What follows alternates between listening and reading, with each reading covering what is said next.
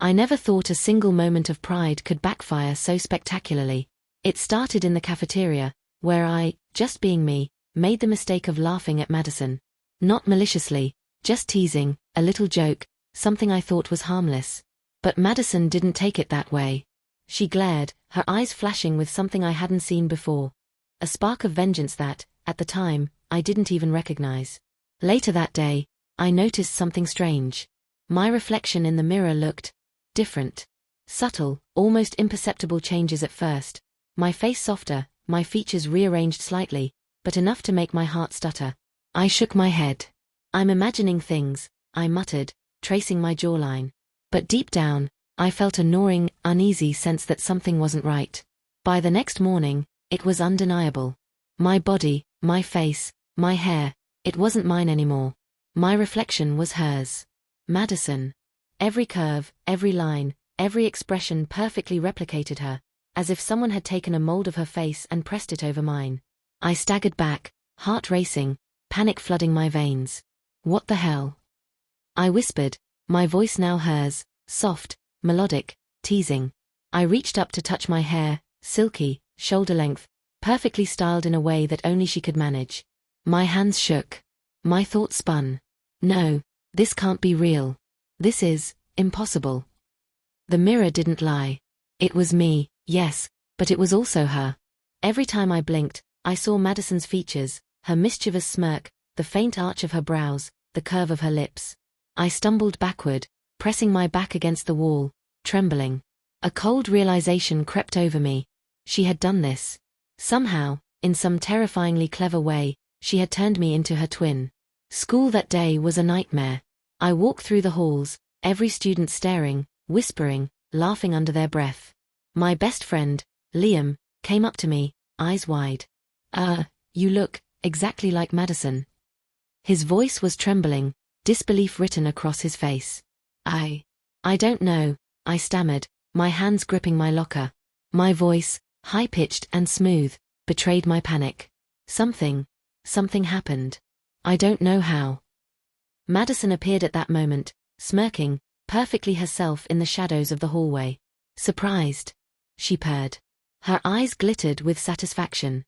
"Looks like my little experiment worked better than I expected." I wanted to scream, to run, to cry. But every instinct told me to move carefully, to survive. The whispers, the stares, the laughter, they felt like daggers slicing into my skin. Every step through the school was agony, every glance in my reflection a cruel reminder that I wasn't me anymore. I retreated to the bathroom, locking the stall door, staring at the reflection of her, myself now. My mind raced. How? Why? And, most importantly, how could I reverse it? I tentatively touched my lips, felt the soft curve of my cheeks, traced the delicate arch of my eyebrows. Everything was perfect. Her. Madison's essence had been pressed over me, and now I was trapped inside it. I whispered, my voice cracking, "This isn't me, this isn't me." The thought of facing friends, family, teachers, it was unbearable. I felt exposed, humiliated, and completely powerless. For the first time, I realized the depth of Madison's cunning. She hadn't just embarrassed me, she had taken my identity and folded it into hers. I spent the next few days in a haze of fear and confusion.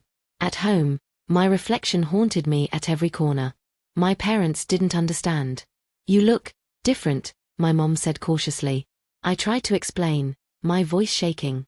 It's Madison. She turned me into her twin." My dad frowned. "Don't joke about things like that," he said. But I wasn't joking. Every detail, the hair, the eyes, the subtle mannerisms I had never practiced, was hers. Even my own hands looked smaller, softer, delicate in a way that made me shiver.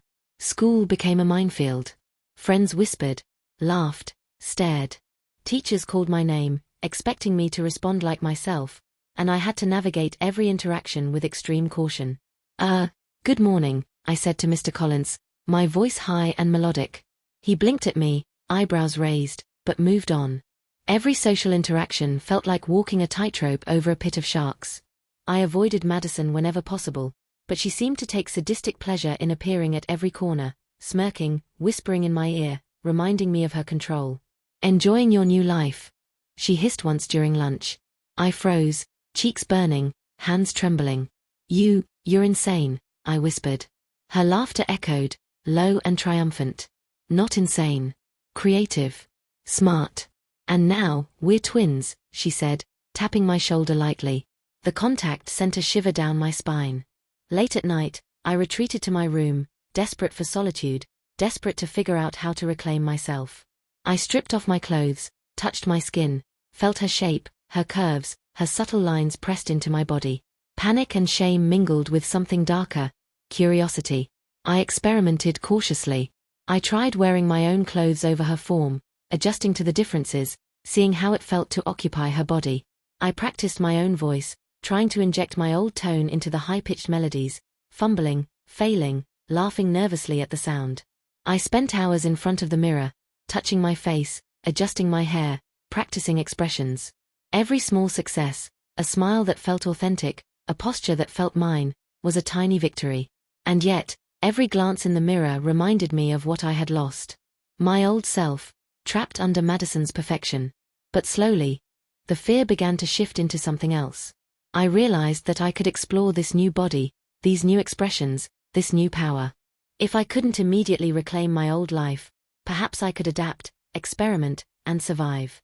The first time I left the house fully in Madison's form was terrifying. My hands shook as I applied makeup carefully, brushed my hair perfectly, and slipped into a dress that I would have never imagined wearing before. My reflection stared back, hers, undeniably hers, but I forced myself to look past it. The walk to the corner store was nerve-wracking. Every glance, every whisper, every stifled laugh made my stomach twist. But I survived. I bought milk, bread, coffee, all normal tasks, but now tests of identity and courage. When someone complimented my outfit, I felt a strange thrill. "Thank you," I said, voice steady, eyes meeting theirs. My pulse raced, but I survived. With each outing, my confidence grew. I learned to navigate this new world, balancing fear, curiosity, and small victories. I experimented with clothing, makeup, expressions. I practiced walking, sitting, gesturing, little things that reminded me that even in her body, I could exist. School presented new challenges. Madison's friends approached, curious, suspicious, impressed. "Wow, you really pulled it off," one said. I smiled nervously, unsure how much to reveal. Liam hovered, worried. "Are you okay?" he asked. I nodded, voice cracking, but slowly growing stronger. I learned subtlety, how to interact, how to maintain my persona while protecting my true self. I developed a private language of gestures, expressions, and practiced phrases that allowed me to survive social scrutiny without revealing my fear. But then came the dare, a school event, a dance, where Madison challenged me to appear fully as her, in front of hundreds. Panic surged, but I realized, I had learned, I had survived, I had adapted. This wasn't just a bet anymore, it was an opportunity to reclaim control. The night of the dance, I dressed meticulously. Hair curled perfectly, makeup flawless, dress swaying with each step. I stepped into the hall, heels clicking confidently, body poised. The music, the lights, the crowd, it was overwhelming, but I was ready. Madison appeared at the entrance, smirking. "Go on, show me what you've got," she whispered. I inhaled, steadying myself. And I did. I danced, I laughed, I mingled, I owned the room. Every glance, every whisper, every interaction became a testament to my survival, my growth, my courage. I wasn't just mimicking Madison, I was learning to inhabit this body on my own terms, blending fear with empowerment. By the end of the night, she approached me again, smirk fading into something almost like respect. "Not bad," she said. Maybe you're not just a copy." I smiled, chest heaving, pulse racing. "Thanks," I replied. And for the first time, I felt seen, not just by her, but by myself. In the following weeks, I continued to experiment, explore, and grow. I discovered the thrill of fashion, makeup, and expression. I learned to balance embarrassment with curiosity, fear with empowerment. I explored interactions in public, navigating stares, whispers, and admiration. Madison became an unexpected partner in my growth, sometimes teasing, sometimes challenging, always pushing me to explore boundaries, but never crossing the line of respect after the dance. Slowly, our rivalry softened, replaced by mutual recognition of skill, courage, and identity. I realized that transformation isn't about losing yourself. It's about discovering new layers, new possibilities, and embracing them. In living as Madison, I found resilience, creativity, empathy, and self-acceptance. Now, when I look in the mirror, I see more than Madison. I see myself, stronger, braver, and unafraid. The revenge that had once terrified me became the catalyst for self-discovery, empowerment, and courage. Life taught me this: identity can be challenged, manipulated, or forced. But your response, your growth, and your willingness to embrace transformation define who you truly are. And sometimes, the most shocking twists can lead to the most extraordinary journeys. The days after the initial shock were surreal. Every time I looked in the mirror, I was confronted with Madison's perfect features, her sharp cheekbones, glossy hair, and mischievous smile that seemed to mock me silently. I hated it, and yet, I couldn't look away. Her reflection stared back at me, confident and unbothered, while inside, I felt like a trapped ghost. At school, the whispers started almost immediately. Every glance from classmates felt like a spotlight. Every giggle behind my back twisted my stomach into knots. Liam, my best friend, approached me in the hallway, eyes wide with concern. Are you okay?" he asked, voice low. "You're different. I mean, Madison level different." I don't know," I muttered, voice trembling. The words came out high-pitched, smooth, melodic, hers, not mine. It was terrifying to hear myself speak in her voice, a voice I'd never had before, and yet now could not escape. I wanted to scream, to run, to hide, but every step in the hallways reminded me, this was reality now. Madison's laughter echoed in my ears as she appeared from around the corner, perfectly poised, clearly enjoying the chaos she'd created. "Adjusting to your new life?" she asked, smirking. The sharpness in her tone made my heart sink. I could only nod, my hands clutching my bag like a lifeline. I retreated to the bathroom, locking myself in a stall. My hands shook as I stared at the reflection trapped in the mirror above the sink. Her face, it was mine now, yet entirely not me. I ran my fingers over the soft curves of my cheeks, the delicate line of her jaw, the glossy curve of her lips. "This isn't fair," I whispered, my voice cracking. "I didn't ask for this. I didn't." My words broke into a shuddering sigh. I realized that fear and embarrassment were only half the battle. The other half was curiosity. As much as I hated her, as much as I despised what she'd done, a tiny part of me was fascinated. I was learning to inhabit this body, to move differently, to see myself in ways I never had before. At home, it was no easier. My parents were bewildered, their concern evident. "You look different," my mom said gently, her eyes searching mine, or rather, Madison's eyes. It's complicated," I stammered. "I don't know how to explain." My dad frowned. "You've changed. We want to help, but you need to tell us what's happening." I swallowed hard. Could I tell them that Madison had somehow transformed me into her twin? That she had stolen my identity, layer by layer? I shook my head. I can't explain it," I whispered. The mirror in my room became my refuge. Alone, I experimented. I touched my hair, ran fingers over the silky waves that weren't mine, tried on my old clothes over her new body, and found myself adjusting my movements, subtly, carefully, to fit this new form. The first time I dared to go outside fully in Madison's form, my heart raced like never before. I applied makeup meticulously, brushed her glossy hair, and chose a simple dress to wear. The reflection staring back at me was hers. Perfect, confident, mocking in the corners of her smile. And yet, for the first time, I felt the flicker of something I hadn't expected: empowerment. The walk to the corner store felt like a trial by fire. Every glance from a passerby was amplified, every whispered comment like an arrow to my chest. But I survived. I purchased milk and bread, smiled at the cashier, and felt a strange thrill when someone complimented my dress.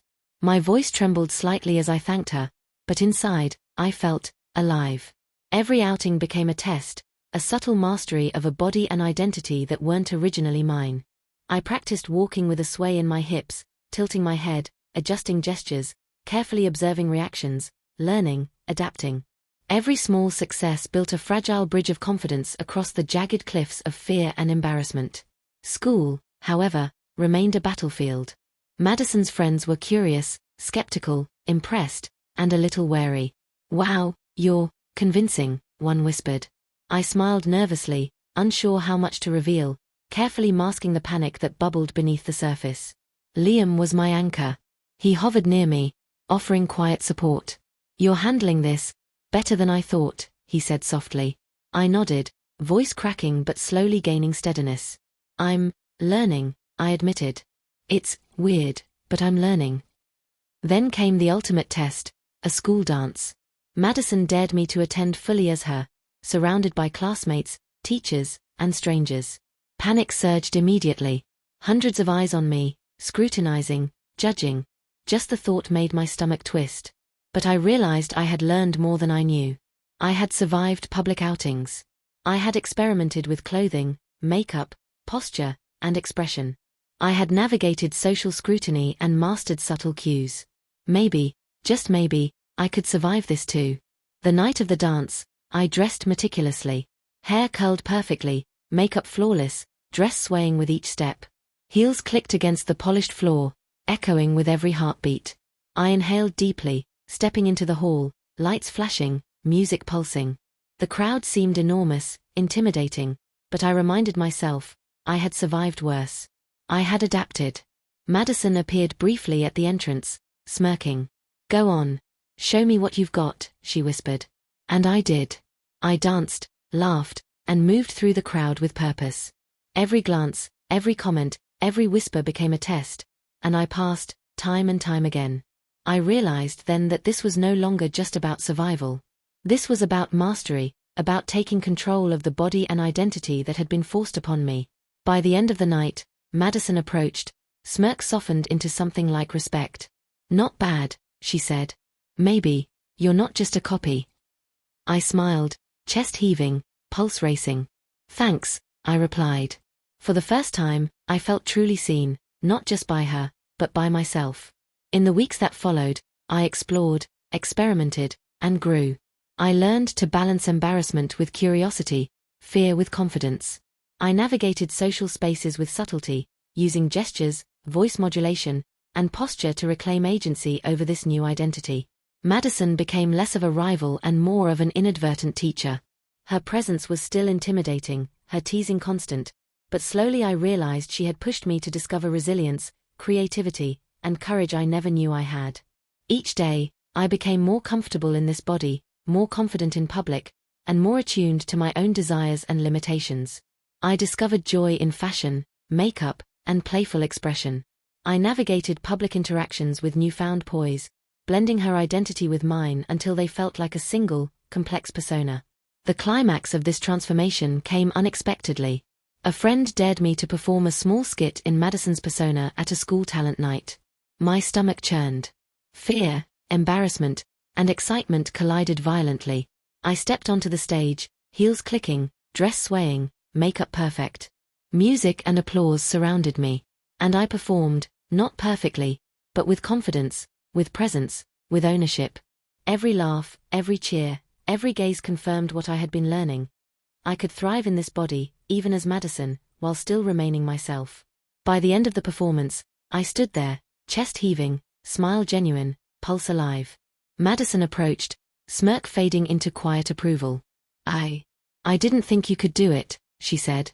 "I did," I replied, voice strong, voice mine, voice hers, all at once. And in that moment, I realized, revenge had sparked my empowerment.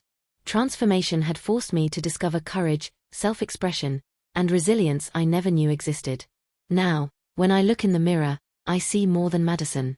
I see myself, brave, confident, and unapologetically alive. The experience has taught me that identity can be challenged, even manipulated, but our response defines who we truly are. And sometimes, the most shocking twists, the cruelest pranks, or the most impossible situations can lead to the most extraordinary journeys.